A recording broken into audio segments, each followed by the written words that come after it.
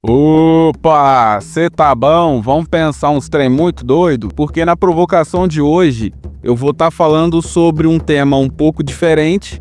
Meu canal teve a recomendação aí do Abraham e teve um certo boom de inscritos e algumas pessoas ficaram um pouco com dúvidas sobre qual era a base ideológica que eu tenho e tudo mais. Então vou trazer esse vídeo para vocês entenderem quais são os meus princípios e mais ou menos os mandamentos que eu sigo quando eu vou fazer as minhas provocações, no caso. E eu vou trazer a perspectiva dessa provocação pela ideia de comunicação. Entenda comunicação enquanto um conjunto de linguagens, signos, símbolos e crenças. E isso acaba ajudando as pessoas a terem uma imagem da mensagem que o personagem está transmitindo. E meio que essa imagem acaba se tornando o personagem em si. É uma dinâmica de rede social, é um pouco maluca, mas vocês vão entender o porquê da ideia da comunicação. O meu canal, ele tem uma tangência com canais de intelectuais que comentam sobre acontecimentos no Brasil e no mundo, e que esses canais, os intelectuais que fazem parte desse conjunto de críticos, eles acabam indo, tá em meta, tá meio que no foco, fazer debates entre grandes intelectuais e também palpiteiros da internet que vão se degladiando. E, ao meu ver, isso acaba gerando uma certa referência imagética sobre outros canais underdogs, pelo fato de que quando um representante de determinada bolha vai, é como se ele falasse por toda a bolha. Então, eu gostaria que o meu canal ele meio que nascesse sem peso nenhum, sem conexão nenhuma. Quando você vê aí alguma dessas capas, desse formato, dessa estética, saiba que é uma ideia maluca. Eu não tô filiado a nada, eu sou apenas um maluco underdog da internet. E, obviamente, eu falo isso porque boa parte desses gladiadores religiosos do terceiro milênio, eles meio que acabam tentando justificar as intenções de um grande líder dos polos religiosos ideológicos do Brasil, tanto à direita quanto à esquerda. Meio que eles acabam perdendo o foco ao fazer isso. Eu sou mais da ideia da construção de princípios. Eu começo a partir de determinada ideia e vou alicerçar toda a minha moral e ética a partir desses princípios. Então, o que for contra os meus princípios será imoral e não ético. Veja, quando você analisa esses debates, você vê que o vitorioso do debate é aquele que consegue argumentar mais sobre a sua sinalização moral. Então eu sinalizo algo e faço ali uma série de argumentações que vão sustentar a minha sinalização.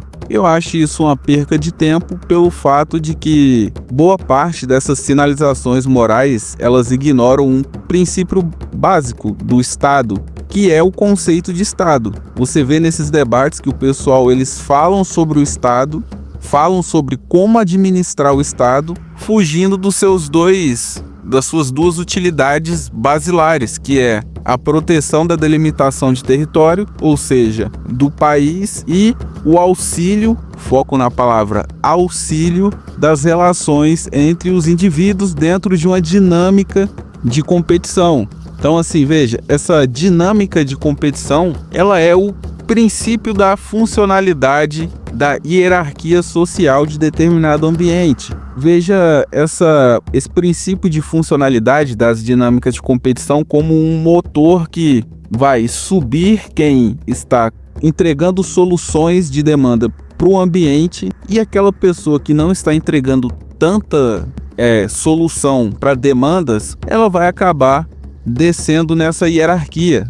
O pessoal acaba esquecendo que toda relação é uma relação de troca, ou seja, é uma troca de soluções. Você tem algo que eu preciso e eu vou te entregar algo que você precisa. Então, assim, quando eu vejo esses debates, normalmente eles são debates, ao meu ver, antibiológicos, antinaturais, pelo simples fato de que eles debatem sobre a base dessa pirâmide social, que não tem capacidade de entregar soluções para demandas, que eu chamo de grupo de marginalizados. E eu simplesmente não sei muito o que fazer com essa margem, com esse grupo de marginalizados, porque ou a gente ensina esse pessoal a entregar solução para demanda, ou eles vão continuar marginalizados, porque essa competição por demanda, por detrás dessa competição, ela tem uma arrecadação de crédito social. Então, vai ter uma série de demandas conectadas com o propósito de vida dos indivíduos, seja esse propósito sobrevivência, conforto, evolução e criação, e demandas conectadas a esses propósitos básicos da vida humana. Quem conseguir pensar e refletir sobre esses problemas e entregarem soluções, eles vão acumular estética, e ao acumular estética eles vão chegar a uma potência de poder. E obviamente, quando você chega a uma potência de poder, é porque você já ganhou autoridade e credibilidade para comandar algumas dinâmicas na sociedade. E essas pessoas que vão comandar essas dinâmicas, elas vão mandar e outras pessoas vão cooperar com essas ordens. Então, assim, eu tava vendo um debate esse final de semana onde o cara ficou falando sobre como que as mulheres têm que ser tratadas. Ele fez lá uma pergunta sobre uma ação que foi feita com a mulher. É normal que mulheres sejam tratadas desse jeito? A única resposta que eu poderia dar para ele é: qual a potência de poder dessa fêmea? Se essa fêmea não está bem situada dentro da hierarquia social, ela vai ser tratada como subordinada. Não existe essa igualdade de relação. E isso vale tanto para mulheres quanto para homens. Isso é algo natural. Você vê em bando de lobo, bando de babuíno, que essa hierarquia de quem é útil, animais simplórios conseguem entender isso, e os seres humanos não.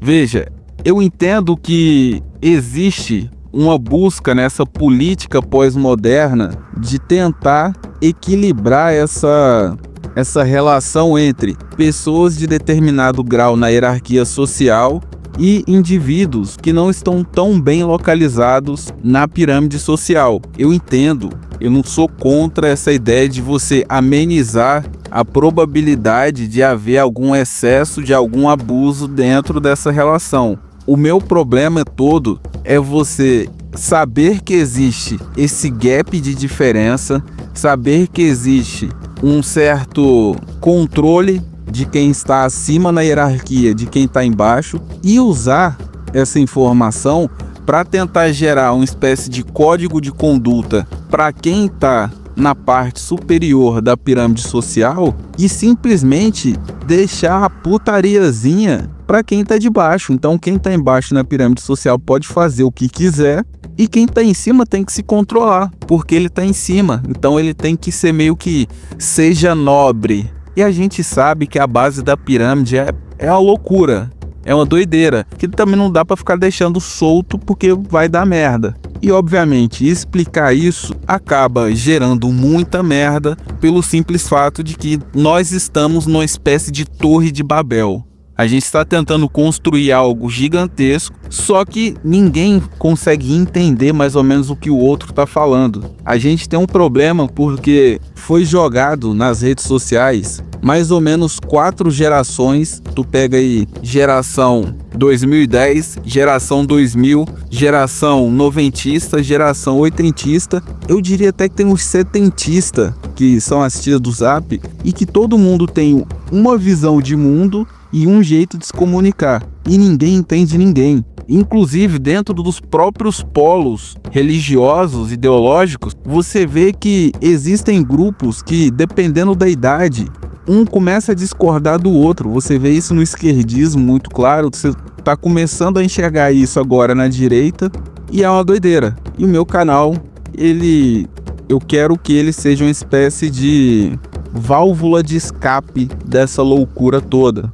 Até porque quando você analisa como já tinha dito antes, a dinâmica da hierarquia social, você vê que toda relação ela vai se dar dentro desses efeitos e fenômenos do distanciamento entre quem está um pouco mais acima da pirâmide e quem é a base da pirâmide. Diria até que todo pensamento moderno e pós-moderno se dá na tentativa de apontar principais agressores e principais responsáveis por essa deformidade na relação entre os seres humanos, numa espécie de busca por uma igualdade que não vai acontecer, porque acho muito difícil uma pessoa que está no comando ficar se submetendo a quem está na base. E, cara, o meu canal é sobre, boa parte das vezes, apontar as ações de agentes públicos e agentes da elite social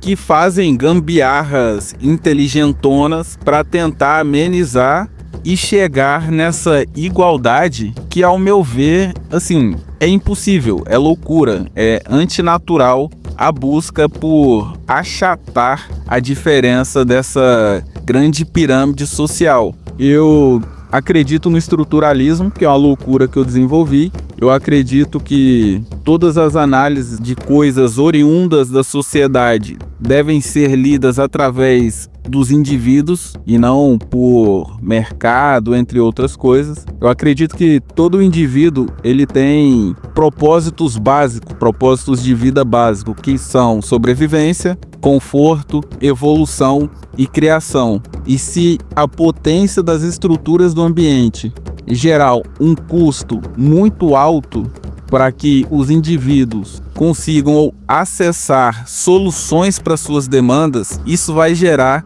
uma probabilidade de potência de corrupção de espírito. Ou seja, se o custo para me acessar as minhas demandas for baixo, eu vou me submeter ao ambiente porque eu vejo que vale a pena me restringir ética e moralmente em função desse ambiente que me ajuda a acessar, ou que pelo menos facilita o meu acesso a demandas básicas do meu propósito de vida. Então não adianta falar sobre qualquer outro tema que não seja, pelo menos na minha opinião, algum método ou protocolo que entregue para as pessoas o básico. A gente não vai conseguir chegar no debate americano porque os Estados Unidos têm uma estrutura muito acima da nossa e eles sim podem falar sobre outros temas mais intelectuais. O Brasil tem uma potência muito baixa de estrutura e a gente vive um inferno. E sim, eu sou estruturalista, eu não sou melancia. Eu sinto que você é uma melancia vermelhinha. Calma, filhão, calma. Não sou comunista, não sou bolsonarista, talvez só um frustrado fazendo vídeo no YouTube mesmo, entendeu? Eu acredito realmente, vocês vão ver em vários vídeos que eu falo sobre o Estado entregar. O Brasil tem um tamanho continental e ele deveria entregar pelo menos por direito um lote 15 por 20 para cada cidadão acima dos 18 anos, para que ele possa, sei lá, financiar um material na caixa e fazer ali uma casinha e reduzir 200 mil que esse maluco vai ter que gastar na vida dele. Porque se ele tiver pelo menos uma casa, ele vai se submeter melhor às leis do ambiente. Então você reduz a quantidade de maluco no ambiente. E sim, você também vai ver vídeos de eu defendendo que o Estado tem que lutar no mercado para fugir dessa demanda de só arrecadar baseando-se em imposto e tributação. Eu acredito que você tenha visto que foi uma das medidas que salvou o Bolsonaro de um impeachment durante a grande gripe, porque o Paulo Guedes conseguiu tirar ali uma merrequinha das estatais. Ele botou lá os Chicago Kids e a molecada conseguiu fazer as estatais renderem ali uma merrequinha que salvou o governo Bolsonaro. Se não fosse o Paulo Guedes agindo nas estatais, Bolsonaro estaria muito fodido. Porque essa merrequinha foi aquela merrequinha que não deixou os números dos déficits do Brasil serem colossais. E óbvio, não se esqueça, a minha comunicação vai ser uma comunicação de guerrilha, porque eu sou um canal underdog. Eu sou um vietnamita no meio do mato com estilingue tacando pedra, sei lá, num titã. O foco do canal é mostrar toda a manipulação da elite estatal e social tentando manipular as massas. Não só para reduzir toda a turbulência que é a relação dentro dessa base da pirâmide e que pode escalar. Então eles manipulam para que essa turbulência não suba para o nível deles, e também toda a manipulação envolvendo aí a possível quebra do Brasil em 2028, que não vai conseguir pagar suas dívidas, e isso vai virar uma bola de neve. Óbvio, toda essa comunicação vai ser feita dentro do tempo de conteúdo. O YouTube tem essa agenda onde vários assuntos eles vão passando e tu pode lhe dar uma beliscadinha. De repente não vou trazer o tema que você gostaria, mas vou trazer um tema um pouco mais próximo dos termos que eu domino. E obviamente, vou fazer isso no meu tempo, inclusive o meu tempo de fala. Eu não sou retardado, carai. Eu sou goiano. Os trem aqui é arrastado mesmo. A gente fala nessa pegada aí, já tô com 30 anos na lata. Não vou melhorar não. Faz igual eu. Quando eu vou fazer uma revisão na provocação, eu meto ali 1.5, fica acelerado, fica bom. Vídeo dura aí 13 minutos aí, o YouTube corta. Tu assiste em 13 minutos, bom demais. Recomendo, inclusive, fica gostosinho. Sou maluco, vou avisar logo, eu sou maluco. Meu tom de voz, agressividade, vai ser baseado na minha reação à média das pessoas que estão reagindo a determinado tema. Então, se o maluco estiver passando o pano, eu vou dar uma tiltadinha básica. E vão tendo paciência comigo aí, porque tá rolando essa dinâmica de informação nas redes sociais. Eu tô achando massa pra caramba. Por mais que em alguns debates você vê uma certa sinalização de moral enquanto objetivo, vou tentar pegar esses debates, acontecimentos e tentar trazer de uma forma menos ideologizada. Obviamente, eu como estruturalista, eu já tenho uma certa ideologia, mas vai ser uma ideologia mais neutra, entendendo que o princípio de tudo são as relações entre os indivíduos e que o Estado não tem que favorecer A ou B, o Estado tem que ser neutro, e qualquer ideia de gestão estrutural tem que trazer um Estado neutro dentro dessas relações, porque senão a gente acaba meio que sinalizando moralmente, e essas sinalizações vão virando meio que o fim em si mesmo. A minha ideia, ela é uma boa ideia porque ela tem a intenção de ser uma boa ideia.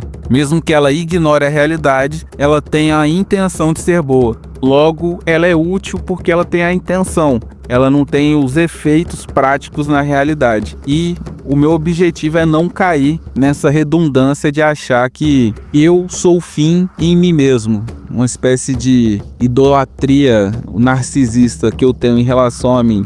Então, quando vê a estética do canal, saiba que possivelmente é uma crítica mais neutra.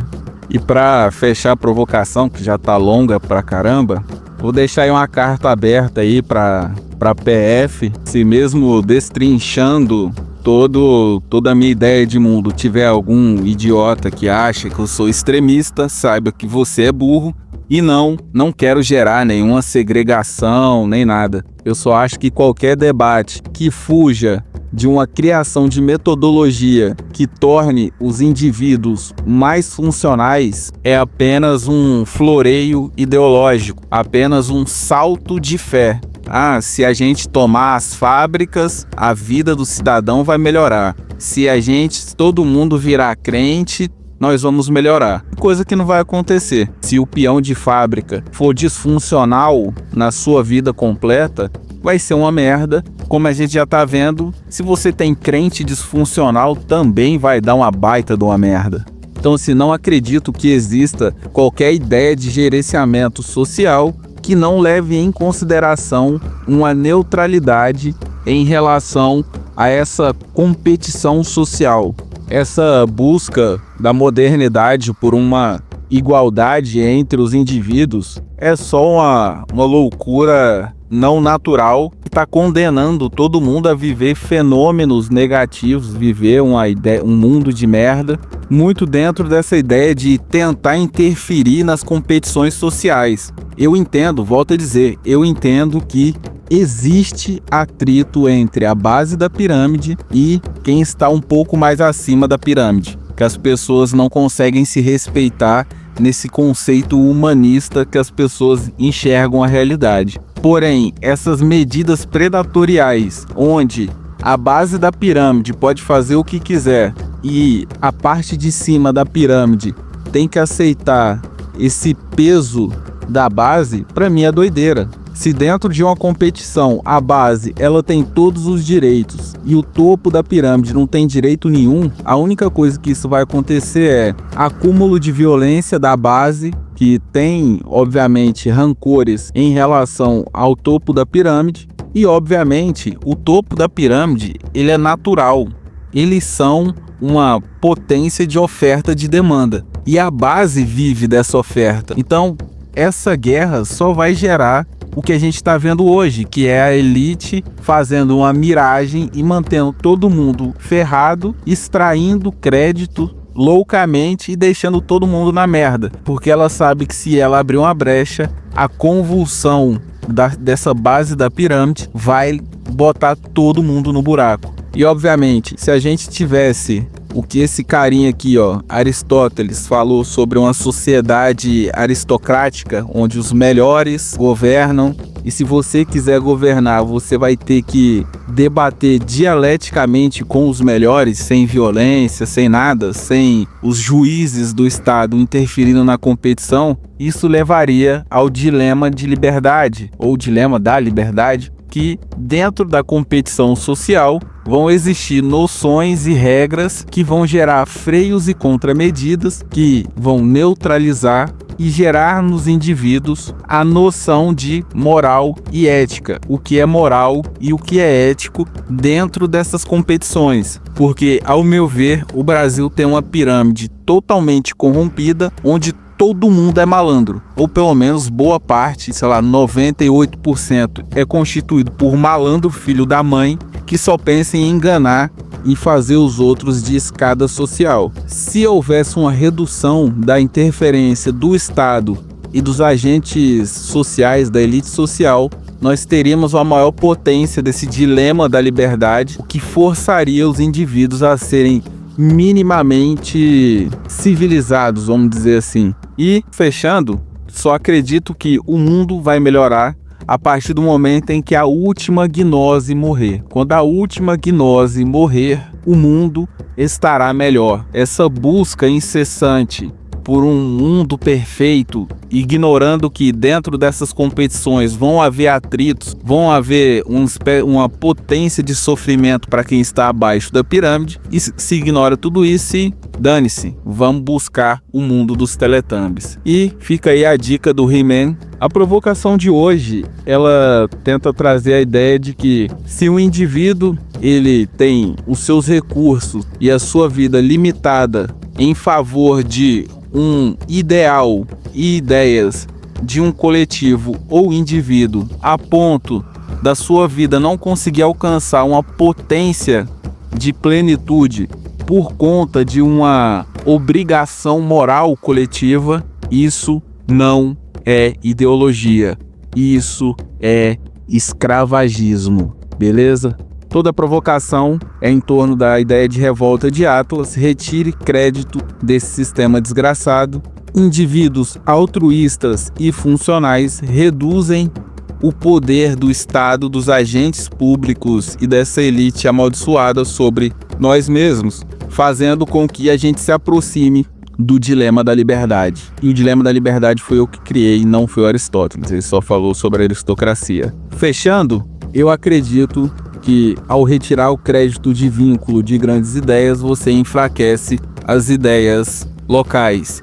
E ao entregar crédito de vínculo, você potencializa ideias locais. Os meus princípios são sempre analisar fenômenos sociais baseado na competição de demanda do ambiente, e os meus mandamentos são básicos: não cagar regra em nome de uma gnose. Eu acredito que o meu estruturalismo é uma gnose fraca, não é o mundo perfeito, só reduz um pouco da desgraça. E sempre, sempre, minhas provocações vão induzir as pessoas a se tornarem indivíduos funcionais e altruístas. Como diria Dom Pedro, independência ou morte. A provocação de hoje foi essa. Se te trouxe alguma reflexão, já vem aqui, se inscreve no canal, deixa o seu like e dá uma olhada aqui em alguma outra provocação, que todas vão te entregar alguma ideia que eu acredito que você não pensou. E ajude o canal a monetizar. Compartilhe aí, faça igual o José Serra,